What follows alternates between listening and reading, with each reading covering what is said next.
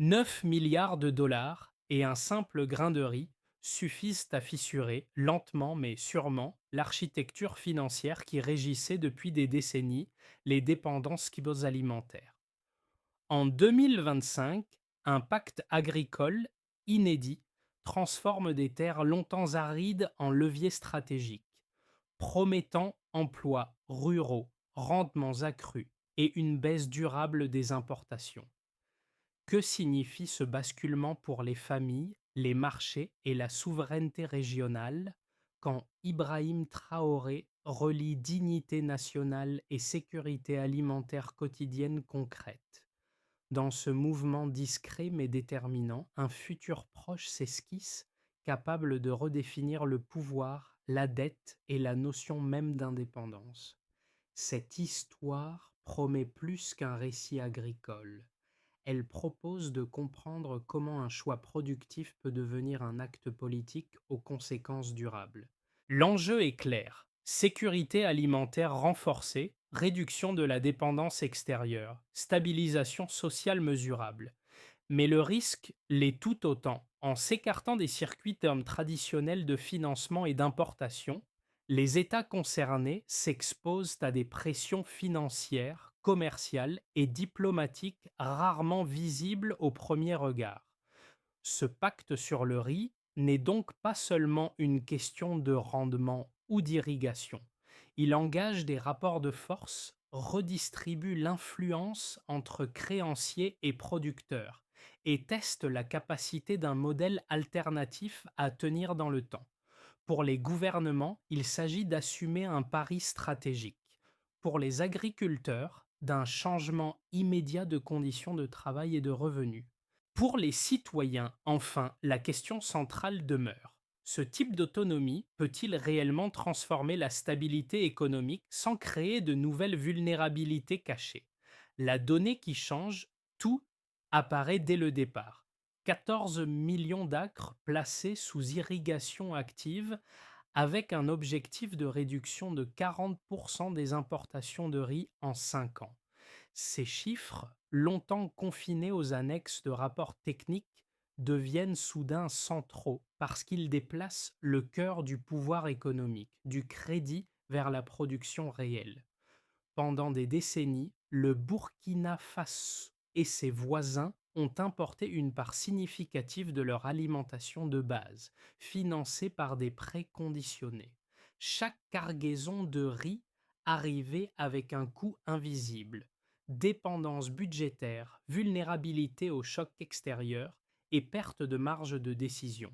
Le pacte signé en 2025 avec l'Inde et le Vietnam rompt ce cycle en articulant technologie asiatique, terre sahélienne, et gouvernance régionale, AES, sans intermédiaire financier multilatéral. Ibrahim Traoré s'inscrit dans ce contexte précis lorsqu'il affirme que la fin déguisée en aide ne constitue plus une option viable. Son propos ne surgit pas dans le vide.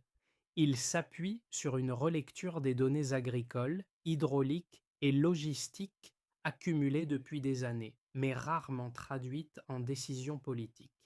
Les nouvelles variétés de semences vietnamiennes, combinées à des systèmes d'irrigation hybrides développés en Inde, permettent des rendements comparables à ceux de régions rizicoles d'Asie du Sud-Est, y compris sur des sols longtemps jugés improductifs. Ce basculement technique entraîne un effet de chaîne. Moins d'importations signifie moins de sorties de devises, donc une pression réduite sur les finances publiques. Cette évolution remet en question des équilibres établis, notamment pour les institutions dont l'influence repose sur la fourniture de liquidités en échange de réformes structurelles. Les premières réactions critiques venues de cercles financiers occidentaux illustrent cette inquiétude latente. Ainsi, le pacte sur le riz n'apparaît plus comme une simple politique sectorielle. Il devient un test grandeur nature.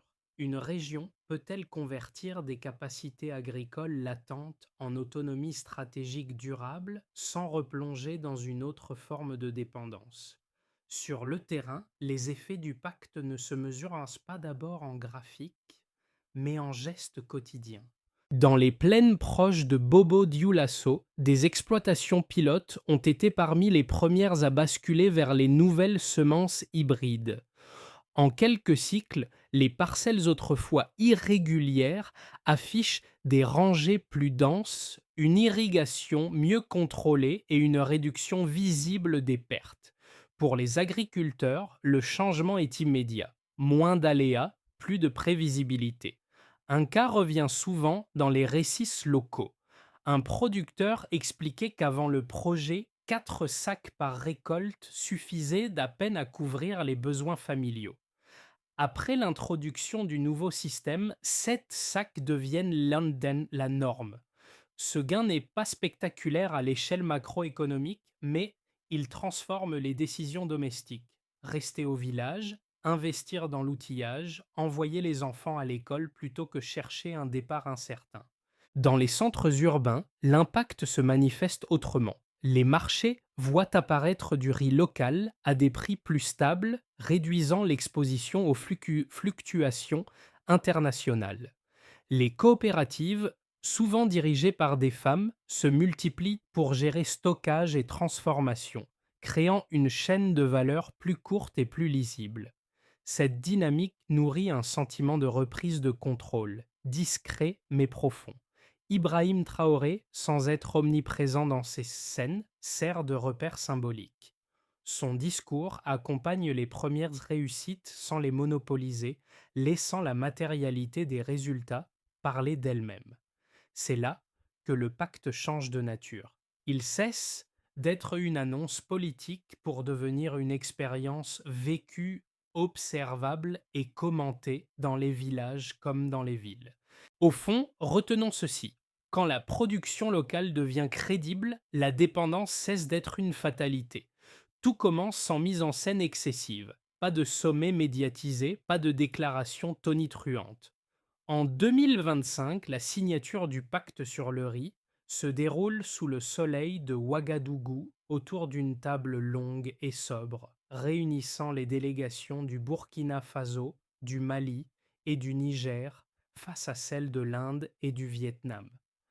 Le montant annoncé, 9 milliards de dollars, retient l'attention, mais le contenu réel de l'accord passe presque inaperçu à ce moment-là.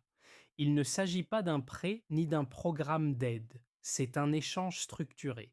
Technologie, semences et savoir-faire contre accès foncier, corridors logistiques et gouvernance partagée. La phase de déclenchement est technique. Des équipes mixtes cartographient les sols, installent des systèmes d'irrigation hybrides, testent les variétés adaptées aux conditions sahéliennes. Les premiers mois sont prudents, presque silencieux. Pourtant, les données remontent vite. Rendement supérieur aux projections initiales, consommation d'eau maîtrisée, coût d'importation évité. À mesure que les chiffres se consolident, le projet sort de l'ombre. La montée en puissance devient visible lorsque les objectifs intermédiaires sont rendus publics. 14 millions d'acres sont officiellement intégrés au programme. Les projections évoquent 2,6 millions d'emplois directs et indirects, de l'agriculture au métier de la donnée. Dans les institutions financières internationales, ces annonces déclenchent une lecture différente. Un mémo interne du FMI, relayé dans les médias régionaux, alerte sur une possible baisse de plusieurs milliards de dollars de décaissement vers le Sahel si le pacte atteint ses cibles. Le message est feutré mais clair. Moins de dépendance alimentaire signifie moins de leviers financiers. C'est à ce moment précis que Ibrahim Traoré prend la parole publiquement. Lors de la présentation du projet devant l'Assemblée nationale, il ne brandit pas de graphique mais un bol de riz local. Le geste frappe davantage que les chiffres. Il reformule l'enjeu en termes simples. Transformer les remboursements de dettes en investissements productifs. Cette séquence marque un point de bascule narratif. À l'intérieur du pays, elle consolide le soutien populaire. À l'extérieur, elle durcit les critiques. Les répliques ne tardent pas. Des analystes occidentaux qualifient l'initiative de nationalisme économique déguisé. Certains médias évoquent une influence asiatique croissante en Afrique de l'Ouest. Dans les faits, les premières expéditions de semences vietnamiennes arrivent sous escorte, accueillies par des agriculteurs plus curieux que méfiants.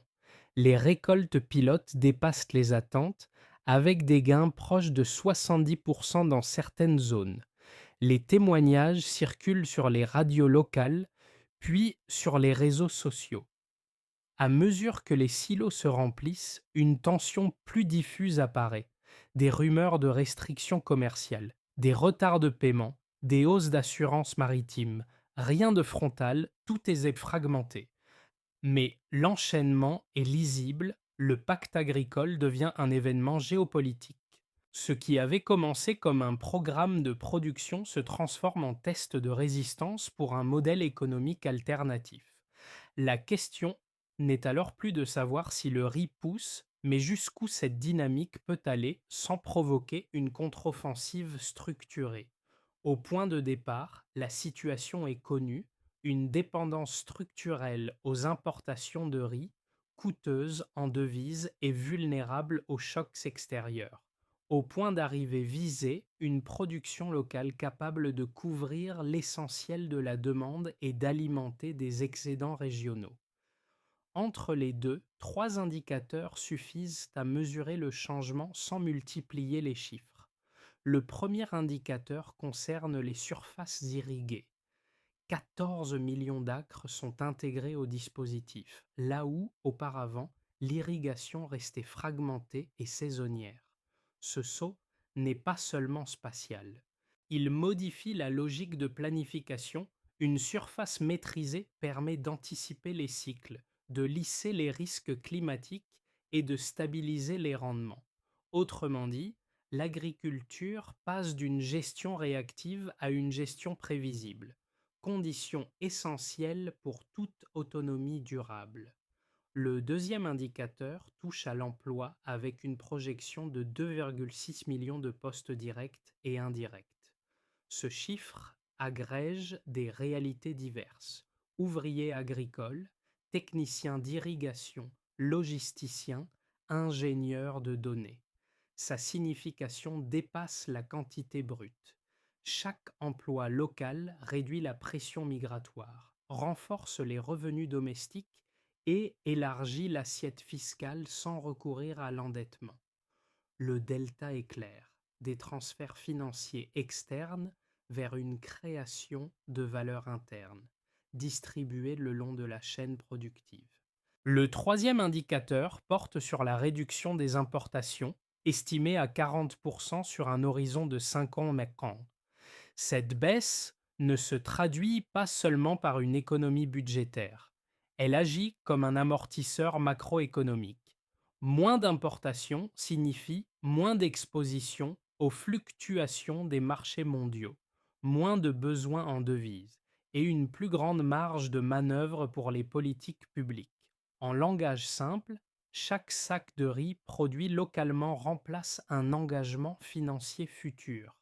Ces chiffres prennent une autre dimension lorsqu'ils sont mis en regard des réactions institutionnelles. Des notes internes du FMI évoquent une contraction potentielle des décaissements vers le Sahel si les objectifs du pacte sont atteints. Ce lien, rarement explicité, révèle un mécanisme implicite. La dépendance alimentaire soutient un certain équilibre financier et sa remise en cause fragilise ce cadre. Les données deviennent alors politiques. Ibrahim Traoré s'appuie sur cette lecture chiffrée pour défendre une approche graduelle mais ferme. Il ne s'agit pas de rompre brutalement avec les institutions existantes, mais de réduire leur centralité en renforçant les capacités productives. Les chiffres servent ici de bouclier argumentatif. Ils montrent que la stratégie repose sur des résultats mesurables, non sur une rhétorique abstraite. Pris ensemble, ces trois indicateurs dessinent une trajectoire cohérente. Surface maîtrisée travail localisé, importation réduite. Aucun ne garantit le succès à lui seul, mais leur convergence signale un déplacement réel du centre de gravité économique. La question qui demeure est donc moins quantitative que stratégique. Ces gains pourront-ils être consolidés face aux pressions financières et commerciales qui accompagnent toute perte d'influence? Les critiques du pacte avancent d'abord un argument macroéconomique classique. Selon eux, substituer rapidement des importations par une production locale risquerait de déséquilibrer les comptes extérieurs, d'inquiéter les investisseurs et de renchérir le coût du crédit. Dans cette lecture, la stabilité repose sur la prévisibilité des flux financiers internationaux, même au prix d'une dépendance alimentaire prolongée. Toute rupture serait perçue comme un signal de risque susceptible d'entraîner des ajustements défavorables de notation et de liquidité. Une seconde objection porte sur la gouvernance. Les sceptiques soulignent que des projets agricoles de grande ampleur ont souvent échoué faute de coordination, de maintenance ou de transparence. Irrigation, logistique, transformation. Chaque maillon mal géré peut transformer un succès initial en charge budgétaire durable. Sans discipline institutionnelle, les gains de productivité pourraient s'éroder, laissant place à une nouvelle dépendance, cette fois interne. Ces arguments méritent d'être pris au sérieux. Ils reposent sur des précédents réels et sur des risques identifiables. Pourtant, les données disponibles introduisent une nuance décisive. Le pacte ne supprime pas les échanges internationaux, il les reconfigure. La coopération avec l'Inde et le Vietnam maintient des flux technologiques et commerciaux, tout en réduisant l'exposition au marché volatile des denrées. Sur le plan financier, la baisse progressive des importations agit comme un stabilisateur, diminuant les besoins en devises plutôt que de les accroître. Quant à la gouvernance, le dispositif régional AES, avec une présidence tournante et des structures mixtes État coopératives, vise précisément à éviter la concentration des rentes. Les premiers cycles pilotes montrent une appropriation locale plus forte que dans les programmes d'aide traditionnels, où la chaîne de décision restait externe. Ibrahim Traoré s'inscrit dans cette logique lorsqu'il insiste sur la mesure et la progressivité plutôt que sur la rupture brutale. En somme, la critique la plus solide reconnaît les risques mais sous-estime un facteur clé. La production alimentaire n'est pas un secteur comme un autre. Lorsqu'elle devient crédible, elle modifie les équilibres sociaux, budgétaires et politiques simultanément. La question n'est donc pas de savoir si le pacte comporte des risques, mais si les risques de l'inaction sont encore plus élevés.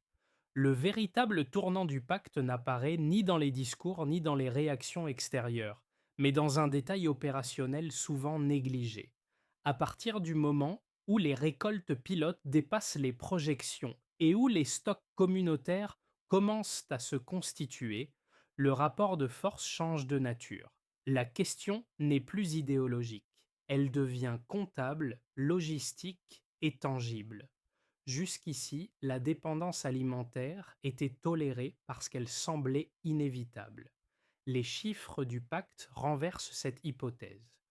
Quand les rendements atteignent des niveaux comparables à ceux de régions asiatiques établies, la justification technique de l'importation permanente disparaît. À ce stade, chaque cargaison étrangère n'est plus une nécessité, mais un choix politique. Cette distinction est décisive. Ibrahim Traoré s'inscrit précisément dans cet interstice. Son discours cesse de répondre aux critiques et commence à ignorer les injonctions. Non par défi, mais parce que les données parlent désormais d'elles-mêmes. Les ministères ajustent leurs arbitrages, les coopératives planifient sur plusieurs saisons et les citoyens constatent une stabilité nouvelle sur les marchés locaux. Le pacte franchit alors un seuil symbolique. Il n'est plus expérimental. Cette révélation centrale explique la nervosité croissante des acteurs extérieurs. Lorsque l'autonomie cesse d'être une promesse pour devenir une ligne budgétaire crédible, elle ne se discute plus en principe. Elle se confronte directement aux intérêts établis. Le basculement est là, discret mais irréversible. Pour l'État, l'effet le plus immédiat est budgétaire. La réduction progressive des importations de riz dessert la contrainte en devises et libère des marges d'arbitrage. Des lignes autrefois consacrées au financement d'achats extérieurs peuvent être redirigées vers l'irrigation, la maintenance et la transformation locale. Cette réallocation ne supprime pas les risques macroéconomiques, mais elle modifie leur nature. La dépense devient productive, traçable et liée à des actifs physiques. Dans ce cadre, Ibrahim Traoré défend une approche graduelle fondée sur des jalons mesurables, afin d'éviter les chocs brutaux tout en réduisant la centralité des financements conditionnés. Pour les entreprises, en particulier les PME agricoles et logistiques, le pacte ouvre une chaîne de valeur plus courte. Les unités de transformation, souvent détenues par l'État ou des coopératives, créent une demande régulière en services, transport, stockage, maintenance, données agricoles. La visibilité accrue des volumes stabilise les contrats et favorise l'investissement local. À l'inverse, certains importateurs traditionnels voient leur modèle fragilisé. La concurrence ne se joue plus seulement sur les prix mondiaux, mais sur la capacité à s'intégrer dans un écosystème productif régional. Pour les citoyens, l'impact est d'abord perceptible sur les marchés. La disponibilité accrue de riz local réduit la volatilité des prix et améliore l'accès, en particulier pour les ménages à revenus modestes. À moyen terme, l'emploi rural et para-agricole contribue à freiner les migrations contraintes. Ces effets sont cumulatifs: revenus plus stables, consommation locale renforcée et sentiment de contrôle retrouvé. La dimension symbolique compte aussi. Quand la nourriture provient du territoire, la souveraineté cesse d'être abstraite et s'inscrit dans les routines quotidiennes. À l'échelle régionale, enfin, les conséquences dépassent les frontières nationales. Les premiers flux d'exportation intra-ouest africains repositionnent le Sahel comme fournisseur et non plus comme simple importateur. Cette inversion affecte les équilibres commerciaux et suscite des réactions contrastées.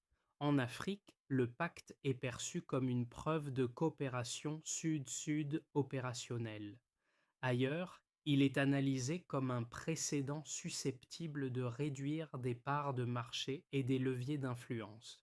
Pris ensemble, ces effets dessinent un paysage nouveau. Aucun acteur n'y gagne sans ajustement. Mais la dynamique est claire. Lorsque la production alimentaire devient crédible, elle redistribue les coûts, les bénéfices et le pouvoir. La question qui suit est alors stratégique. Comment cette trajectoire peut-elle évoluer sur les prochains mois sans perdre sa cohérence? Dans le scénario de base, le pacte poursuit sa trajectoire actuelle sans accélération majeure ni rupture. Les surfaces irriguées continuent d'augmenter par paliers, les rendements se stabilisent et la réduction des importations progresse conformément aux objectifs intermédiaires. Les pressions extérieures persistent, mais restent diffuses. Contrôle de conformité plus strict, débat public sur la soutenabilité budgétaire, ajustements techniques plutôt que sanctions ouvertes. Dans ce cadre, les autorités consolident la gouvernance opérationnelle, améliorent la maintenance et privilégient la crédibilité des données.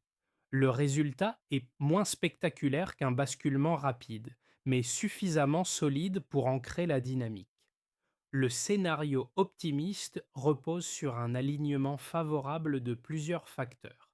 Les récoltes dépassent les projections, les chaînes logistiques régionales gagnent en fluidité et les unités de transformation montent en cadence.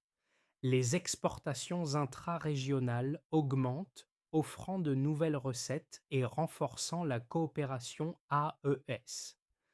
La baisse des importations devient visible dans les comptes publics, ce qui élargit la marge de manœuvre budgétaire.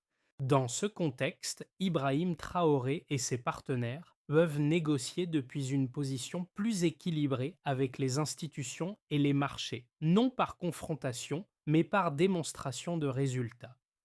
La crédibilité attire alors des partenariats supplémentaires, notamment technologiques, sans recréer de dépendance financière. Le scénario critique, enfin, identifie les points de fragilité. Des retards de maintenance, des goulets d'étranglement logistique ou des chocs climatiques localisés peuvent réduire les rendements et ralentir la montée en puissance. À l'extérieur, une coordination plus ferme de mesures commerciales ou financières pourrait renchérir certains coûts, testant la résilience du modèle. Dans ce cas, la tentation serait de compenser par des solutions d'urgence, au risque de diluer la cohérence stratégique. Le danger n'est pas l'échec immédiat, mais l'érosion progressive de la confiance interne et externe. Entre ces scénarios, un principe transversal s'impose. La trajectoire dépend moins d'une décision unique que de la capacité à maintenir une discipline opérationnelle. Si les choix restent guidés par des indicateurs vérifiables et des ajustements graduels, le pacte peut traverser les turbulences sans perdre son sens. La question devient alors intellectuelle autant que politique. Quelle lecture du risque privilégiée, celle de la dépendance connue ou celle d'une autonomie encore imparfaite mais mesurable?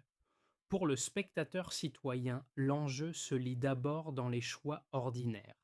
Quand le riz local devient disponible à prix plus stable, le budget alimentaire cesse d'être une variable d'ajustement permanente. Cette stabilité modifie des arbitrages concrets. Consommer local, épargner un peu plus, réduire l'exposition aux hausses soudaines.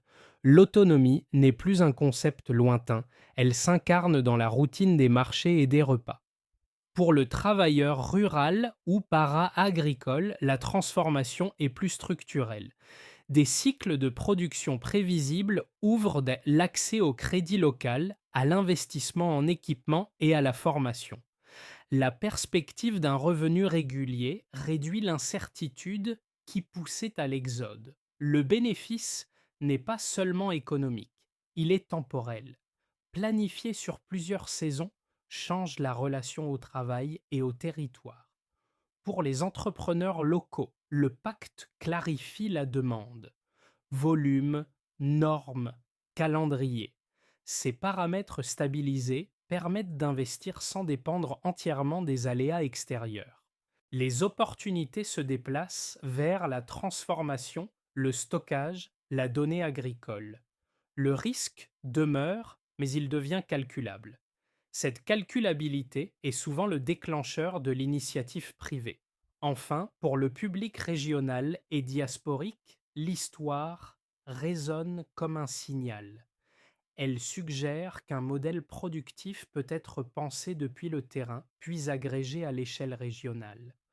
La figure d'Ibrahim Traoré apparaît alors moins comme un acteur isolé que comme un point de convergence symbolique d'attentes sociales multiples.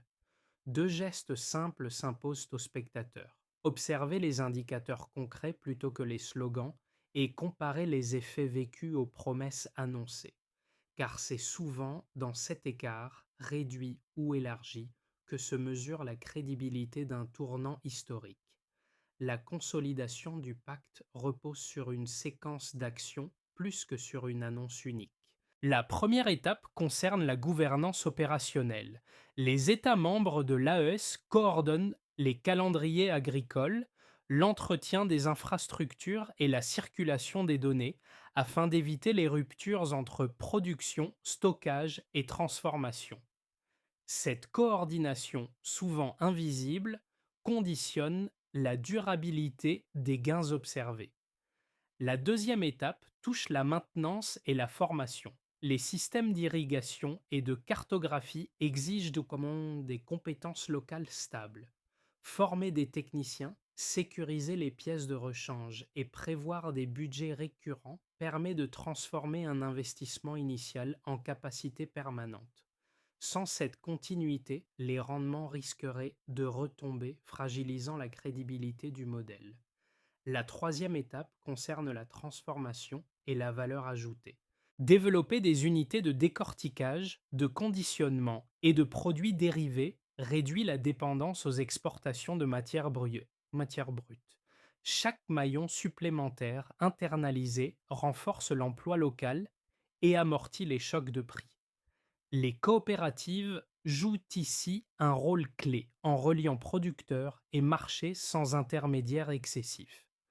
La quatrième étape est la mesure. Indicateur de rendement, volume stocké, importations évitées, emplois créés. Ces données servent de boussole. Elles permettent d'ajuster la trajectoire sans renier l'objectif. Ibrahim Traoré insiste sur cette logique graduelle où chaque avancée doit être vérifiable avant d'élargir l'échelle. Enfin, la cinquième étape est l'articulation externe. Maintenir des partenariats technologiques ouverts tout en réduisant la dépendance financière évite l'isolement. L'autonomie n'est pas l'autarcie, elle repose sur des échanges choisis. Cette trajectoire n'élimine pas les tensions, mais elle les rend lisibles. La question centrale devient alors pratique. Ces étapes seront-elles suivies avec la constance nécessaire pour transformer un tournant agricole en stabilité durable? Le récit revient là où il a pris cher, sur le terrain. Dans les villages évoqués plus tôt, les silos communautaires sont désormais pleins, non comme une image de triomphe, mais comme une assurance silencieuse. Les gestes sont simples, mesurés, stockés, transformés. Pourtant, leur portée dépasse le quotidien. Ils racontent une rupture progressive avec une histoire faite d'attentes et de conditionnalité. La figure d'Ibrahim Traoré réapparaît ici sans emphase, non comme un héros solitaire, mais comme le fil conducteur d'un moment collectif. Son rôle tient moins dans la proclamation que dans la persistance. Rester aligné lorsque l'attention médiatique retombe, maintenir le cap quand les coûts apparaissent plus visibles que les bénéfices, accepter la lenteur comme prix de la solidité. C'est dans cette durée que le pacte sur le riz prend son sens. Le symbole initial, un bol de riz tenu devant une assemblée, retrouve sa force. Ce n'est plus une métaphore, mais un rappel concret. Ce qui est produit localement ne dépend plus d'une signature lointaine. Les chiffres, les scénarios et les débats s'effacent alors derrière une évidence vécue. Une société qui se nourrit par son propre travail redéfinit sa relation au pouvoir, à la dette et à l'avenir. La phrase qui s'impose est courte et ferme. La souveraineté commence là où la dépendance recule. Arrivé à ce point, le pacte sur le riz ne demande pas une adhésion immédiate, mais une lecture attentive. Il invite à observer comment une décision apparemment technique peut déplacer des équilibres économiques, sociaux et symboliques à la fois. Pour certains, cette trajectoire incarne une reprise de contrôle longtemps attendue.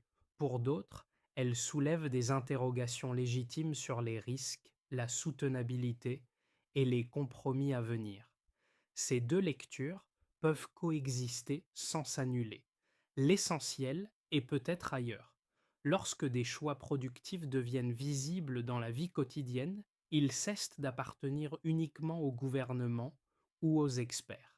Ils entrent dans l'espace du débat public, là où citoyens, entrepreneurs et travailleurs peuvent comparer promesses et effets concrets.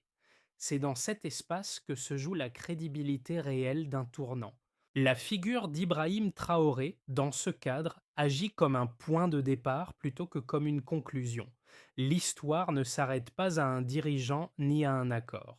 Elle continue à travers les décisions prises après l'enthousiasme initial, lorsque l'attention se déplace et que la constance devient décisive. La question reste donc ouverte et elle s'adresse à chacun. Comment juger un projet d'autonomie non à l'intention qu'il affiche, mais à la durée et à la cohérence de ses effets?